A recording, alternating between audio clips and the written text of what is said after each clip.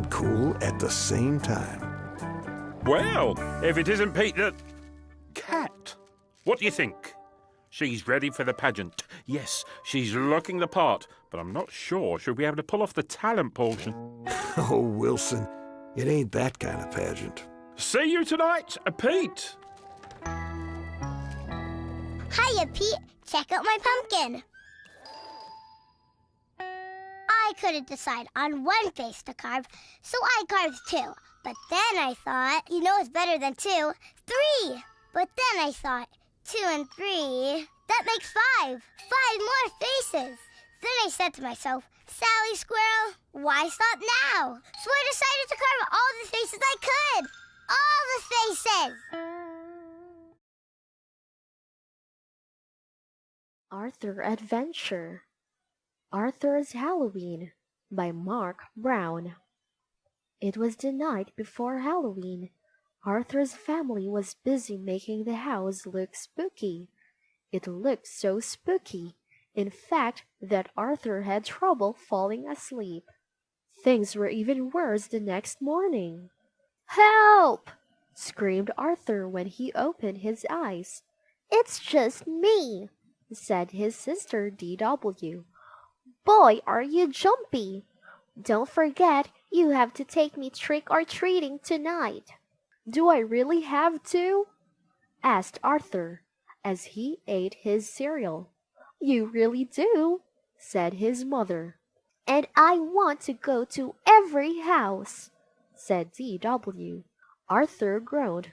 "I'll be the only one who has to drag his baby sister along." Arthur didn't recognize anyone at school. There was a giant rabbit in his classroom taking attendance. "You sound just like my teacher, Mr. Marco," said Arthur. "I am your teacher," said the rabbit. The only one Arthur recognized was the brain. He was wrapped in aluminum foil. "I'm a baked potato," said the brain. Francine passed out special morning snacks.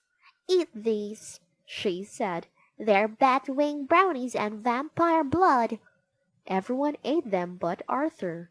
Then they all put on blindfolds. Buster passed around bowls he said were filled with human eyeballs, hearts, and brains. Arthur turned pale. When it was his turn, he wouldn't even touch them. "What a scaredy cat!" said Francine. "Chicken!" said Muffy. "They're only peeled grapes, Jell-O, and cold spaghetti." When it came to go trick-or-treating, Buster knew which houses to skip. "Don't go there," he said.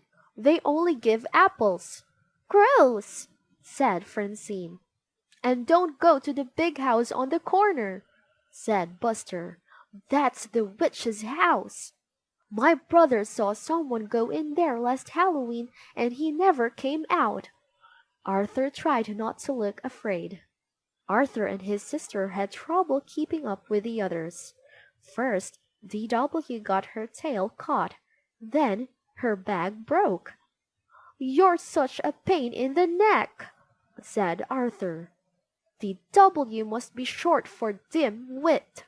But D.W. didn't answer. Arthur turned around just in time to see her disappear into the witch's house. Arthur's hands turned ice cold, and his heart began to race. He walked up to the spooky old house. The front door was open just a crack. Slowly, Arthur went inside. "Look!" cried Buster. "Arthur just went into the witch's house." "She'll probably put Arthur and D.W. into her oven, just like Hansel and Gretel," said Sue Ellen. "Maybe she's using them for weird scientific experiments," said the brain. "I bet she locked them in the cellar to starve," said Buster. "Maybe we should follow him," said Francine. "Maybe we should call the police," said Muffy.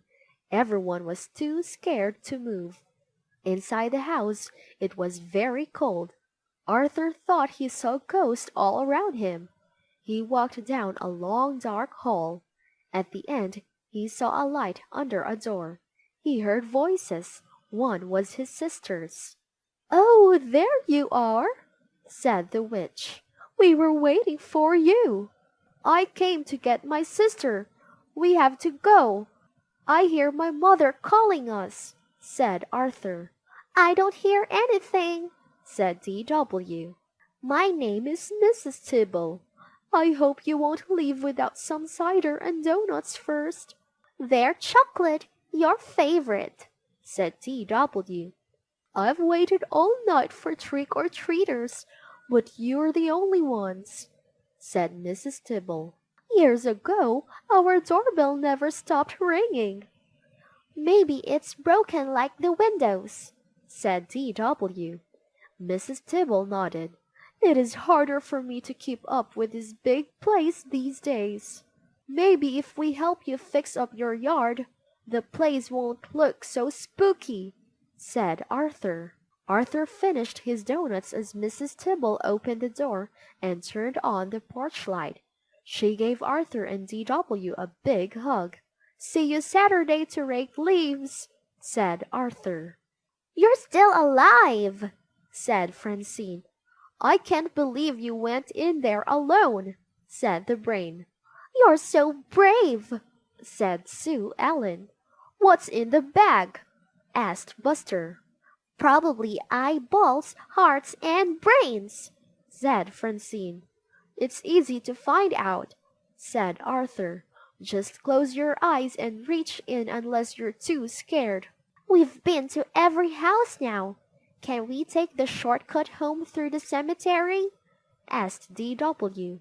"The cemetery? On Halloween? Are you guys crazy?" asked Francine. "Follow me," said Arthur as he marched ahead. "The cemetery is a great place. People are just dying to get in."